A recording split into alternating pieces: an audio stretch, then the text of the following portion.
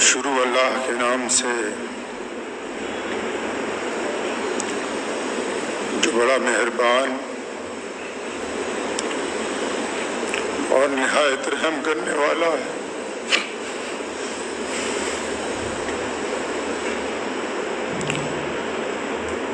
دروشی پڑھیں تمام حضرات۔ اللہم صلی علی محمد وعلی آل محمد کما صلیت علی ابراہیم وعلی آل ابراہیم انکا حمید مجید۔ اللہم بارک علی محمد وعلی آل محمد کما بارکت علی ابراہیم وعلی آل ابراہیم انکا حمید مجید۔ ناموس محمد عربی پر صلی اللہ ناموس محمد عربی پر ہم جان نچھاور کر دیں گے، گر وقت نے ہم سے خوں مانگا ہم وقت کا دامن بھر دیں گے۔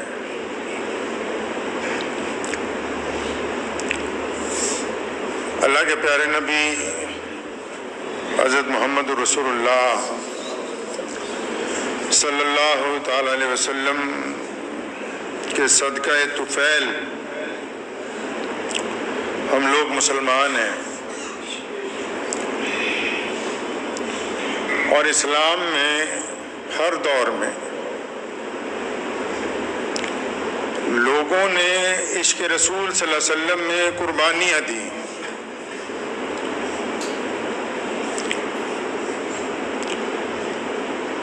کسی نے کہا ہے نا کہ جناد عشق صادق ہے او قد فریاد کر دے ہن، جناد عشق صادق ہے او قد فریاد کر دے ہن، لباں تے مہر خاموشی ہے دلاں چ یاد کر دے۔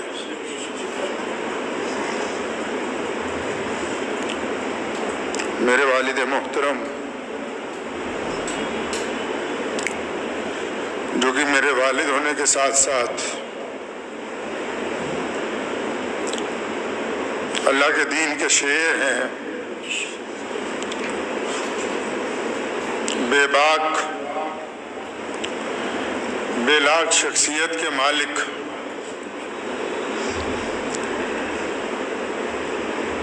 اور عشق رسول اور اسلام میں پوری طاقت کے ساتھ چلنے کے ساتھ زندگی میں کبھی کسی کے ساتھ اس کے مذہب کی بنیاد پر کہ فلاں آدمی میرے مذہب کا نہیں ہے کوئی تفرقہ نہ کرنے والے، مسجد کے دروازے تک جو لوگ بھی آئے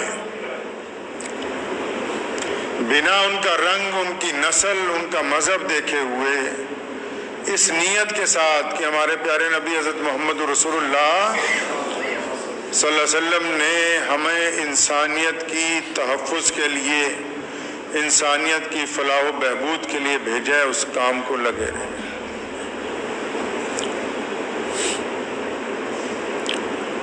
دنیا میں انسان بہت ہوتے ہیں، آتے ہیں چلے جاتے ہیں، لیکن کچھ لوگ زندگی ایسے گزارتے ہیں کہ ان کے جسم، ان کی ہڈیوں اور ان کے خون سے قومیں تعمیر ہوتی ہیں، ان کے لب و لہجے سے لوگوں میں ایمان زندہ ہوتا ہے۔ جب بڑے بڑے لوگ حکومتوں کے آگے جھک جاتے ہیں، وہ اس دور میں حکومتوں سے ٹکرا کے یہ بتاتے ہیں کہ ہم نے کلمہ لا الہ الا اللہ محمد الرسول اللہ پڑھا ہے۔ جب یہ کہنے والے لوگ کہ اللہ کے علاوہ ہم کسی سے نہیں ڈرتے اور وہ ڈر جاتے ہیں، ایسے دور میں یہ اللہ کے شیر جو ہیں جب گرجتے ہیں تو کفر کے اوپر ہیبت طاری ہو جاتی ہے۔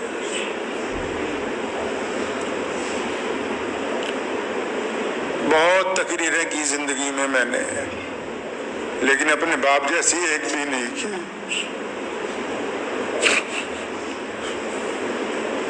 میں اکثر کہا کرتا تھا ابو جی تھوڑا رک کے بولے، تو وہاں لکھ کے لگایا کہ خالد ابن ولید رضی اللہ عنہ نے فرمایا کہ اگر موت مقدر ہے تو زندگی بچا نہیں سکتی، اور اگر موت مقدر نہیں ہے تو زندگی موت کو گرا کے تمہارے پاس پہنچ جائے گی۔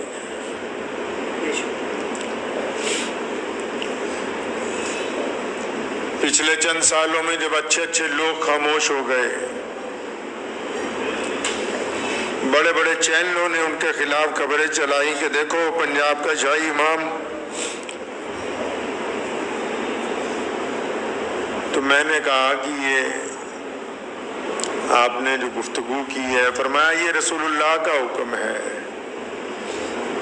کہ سچ بولو، حق کے اوپر قائم رہو، غریب کی مدد کے لیے اگر امیر کی ناراضگی لینی ہو تو لو، مظلوم کی مدد کے لیے اگر کسی چودھری کے ساتھ ٹکرانا ہو تو ٹکراؤ، دین اسلام کے تحفظ کے لیے ہمیں کہا کرتے تھے کہ اسلام اور مسلمانوں کے تحفظ کے لیے کبھی یہ نہیں سوچنا کہ فلاں افسر ناراض ہو جائے گا، فلاں حکومت ناراض ہو جائے گی، کہیں گے جب تک اللہ پہ یقین رکھ کے اپنی قوم کے لیے کھڑے رہو گے دنیا کی کوئی طاقت تمہیں گرانے والی نہیں۔ رات ہم لوگ ساتھ تھے جب ان کا انتقال ہوا، بہت دیر کلمہ شریف کا ورد کرتے رہے، درود شریف پڑھتے رہے، ہوش آتی تھی تو میری والدہ وہ کہتے تھے وضو کراؤ نماز پڑھ لیں۔ سبق دیا اپنے ساتھیوں کو، اپنے بچوں کو، اپنے خاندان کے لوگوں کو کہ نماز کے ساتھ طاقت حاصل کرنی ہے۔ 25 دن پہلے چنئی گئے ہم ابو جان کو لے کے، وہاں لیور کا آپریشن تھا، تو ڈاکٹر جب کرنے لگا تو اس نے کہا کہ آپ کو تھوڑا سا بے ہوشی کا انجیکشن دیا ہے، لیکن آپ کو پتہ لگے گا کہ ہو کیا رہا ہے، تو آپ کیا تکلیف برداشت کریں گے؟ تو میں جب گیا مجھے کہنے لگے، میں ڈاکٹر کو کہا کہ تم اپنا کام کرو، میں درود شریف پڑھ رہا ہوں۔ موت تو مقرر ہے، لیکن ایسے لوگ کم ہوتے ہیں کہ جن کا نام لے کے لاکھوں لوگوں کا کام بن جائے، جو کروڑ پتی لوگوں کے گھر ہی نہ گئے ہوں کبھی، اور غریب کی جھونپڑی میں بار بار جاتے ہیں۔ مجھے یاد ہے ابھی پچھلے سال کی بات ہے، ابو جان یہاں بیٹھے ہوئے تھے، کوئی صاحب آئے بنگلور سے، یہاں کسی شادی میں آئے تھے، بہت رئیس آدمی تھے، تو ابو سے ملنے کے بعد جب واپس جانے لگے پھر لوٹ کے آئے، باپ بیٹا بیٹھ گئے، کہنے لگے حضرت میں یہ چاہتا ہوں کہ آپ کے بچے، آپ کی بیوی ہماری طرف سے عمرے پہ جائیں۔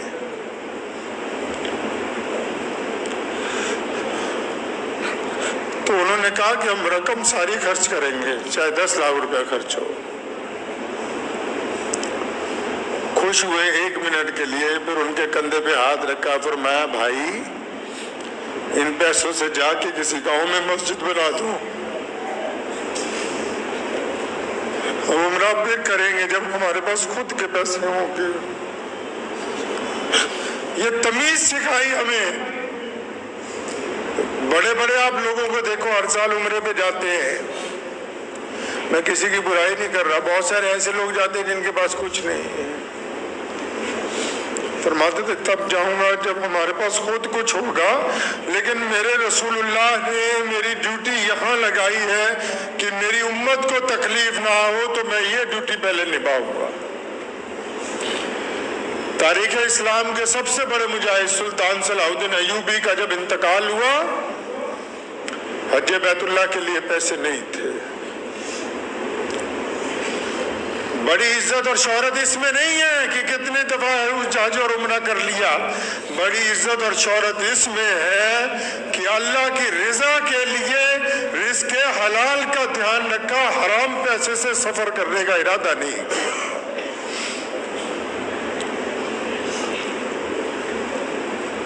مجھے احساس ہے کہ وہ میرے والد کا نہیں انتقال ہوا، پورے پنجاب کے لاکھوں مسلمانوں کے سرپرست کا انتقال ہوا ہے۔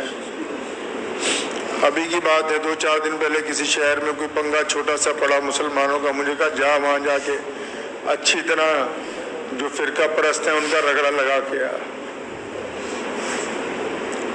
میں کہا ٹھیک ہے جی، آپ ٹھیک ہو جائیں، میں جاتا ہوں۔ اور ایمان اللہ نے ایسا عطا فرمایا، 2-4 باتیں آپ کو اس لیے بتا رہا ہوں کہ ساری زندگی جس آدمی نے آپ کی خدمت کی ہے، ابھی 2 مہینے قبل یہاں اپنی جگہ پہ بیٹھے ہو، مجھے بلایا اطمینان کے ساتھ، پنجابی کیا، فرمایا اللہ کے نبی صلی اللہ علیہ وسلم نے کوئی سنیہا بھیجنا ہے، کوئی پیغام بھیجنا ہے رسول اللہ کو، تو میری آنکھوں میں آنسو آئے۔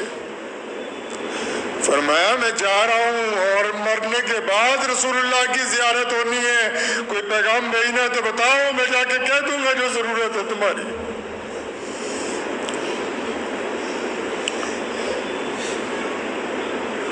ساری زندگی شمشیر اٹھا کے ہاتھ میں پھرے۔ اس دن چچا محترم کو کہنے لگے میرا انتقال ہو جائے تو ساتھ میں رکھنا، بے باک تھے نا، کبھی کوئی وزیر اعظم آیا تو بٹھا لیا اس کو کہ میں دعا کر رہا ہوں تیرے لیے، تو مسلمان ہو جا۔ کبھی کوئی چودھری آ کے اکڑ گیا، کوئی بڑے سے بڑا افسر اکڑ گیا، اس سے ٹکرا گئے کہ نہیں تم غلط کہتے ہو، تو ایسی بے باکی پھر گئی۔ انتقال سے 25 دن پہلے مجھے بٹھایا، فرمایا تینوں پتا میرا حساب نہیں ہونا، فرمایا تجھے پتا میرا حساب نہیں ہوگا، رونے لگے۔ فرمایا ابو جی کیوں نہیں ہوگا؟ کہنے لگے میں 10 سال کا تھا، میرے باپ نے مجھے ان مسجدوں کو کھلوانے کے لیے لگا دیا، میں 10 سال کی عمر سے اللہ کے راستے میں لڑ رہا ہوں، اور میرا اگر حساب ہوگا تو پھر کیا ہو سکتا ہے؟ فرمایا میں نے ایسے ہی جانا ہے، مجھے لگا کہ میرا باپ صرف حکومت میں بڑے بڑے لوگوں سے نہیں ٹکراتا، اس کو اپنے اللہ اور اس کے رسول سے محبت اتنی ہے یہ ان فرشتوں کو بھی خاطر میں نہیں لاتا جو راستے میں آنے کے منتظر ہیں۔ ابھی فرمایا میں 10 سال کا تھا، میرے باپ نے کہا کوٹ محلے کی مسجد میں اذان دے، لوگ پتھر مارتے تھے، ڈیوٹی لگا دی کہ صوفیہ باغ کی مسجد میں 5 وقت نماز پڑھنی ہے، کوئی تھا ہی نہیں نماز پڑھنے والا، جب جانا لوگوں نے اینٹیں پتھر مارنی کہ کم از کم یہ چھوڑ جائے مسجد کو۔ یہ جو پنجاب میں لاکھوں مسلمانوں کی عزت اور شان اور شوکت ہے، اس کی بنیادوں میں مولانا حبیب الرحمان ثانی لدھیانوی نے اپنا خون ڈالا، اپنی ہڈیاں ڈالی، تبھی تو 63 سال میں چلے گئے، ورنہ تو لوگ 90 سال کے بڑے اطمینان سے بیٹھے ہیں۔ مجھے ایک صاحب نے پوچھا رات، کہنے لگے عمر بہت کم ہے، 63 سال ہی ہے، تو میں کہا تو نہیں سمجھو گے یہ عشق کی بات ہے، یہ عشق کی بات ہے۔ ہم نے کبھی اپنے باپ کو سنت کے علاوہ کوئی کام کرتے ہوئے نہیں دیکھا۔ 63واں سال آیا، کہنے لگے میں جا رہا ہوں۔ کیوں جا رہے ہیں آپ ابو جی؟ کہ میرے رسول 63 سال میں چلے گئے تو ہمیں بھی 63 میں جانا۔ یہ عشق کی بات ہے، یہ ڈاکٹروں کی بات نہیں ہے، یہ طبیبوں کی بات نہیں ہے، عشق کو عشق والے سمجھ سکتے ہیں، جنہوں جنہوں نے عشق کیا ہی نہیں ان کو کیا پتا عشق کیا ہوتا ہے.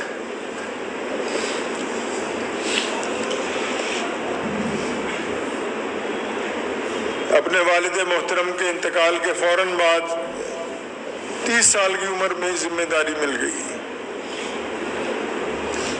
لوگ دیکھتے تھے، لوگ سمجھتے تھے بہت لمبی عمر کے ہیں، لیکن اس طرح اس خوش اسلوبی کے ساتھ زندگی گزاری کہ ہمیں بھی سکھایا. لاکھوں لوگ آتے ہیں، ہزاروں لوگ پیسے لے کے کہ حضرت اتنے پیسے لے لو، فلاں افسر کو بس ایک فون کرنا ہے، کام ہو جائے گا. فرمایا حرام کا پیسہ میں اپنی اولاد کے حلق سے نیچے نہیں اتاروں. دولت کا کیا ہے؟ دولت کبھی بھی کمائی جا سکتی ہے، عزت نہیں کما سکتے. اور عزت بھی کون سی؟ جو اللہ اور اس کے رسول صلی اللہ علیہ وسلم والی، جس نے لاکھوں لوگوں کے دلوں میں جذبہ پیدا کیا، پورے ملک میں گھوم گئے. اکیلا پنجاب نے کوئی صوبہ نہیں چھوڑا جہاں نہیں گئے، تلوار اٹھائی چل پڑے. ایک اس لیے جا رہے ہیں، فرمایا میں چاہتا ہوں یہ کم از کم ان کا ضمیر زندہ رہے، ضمیر نہ مردہ. ملک کی بات آئی، کوئی دن کوئی سال ایسا نہیں گزرا جس دن 15 اگست کو جھنڈا نہ لہرایا ہو. لیکن ملک میں اگر کسی نے اقلیتوں کے ساتھ گنڈا کرنے کی کوشش کی ہو تو کوئی دن بھی ایسا نہیں گزرا کہ ان گنڈوں کا جواب نہ دیا.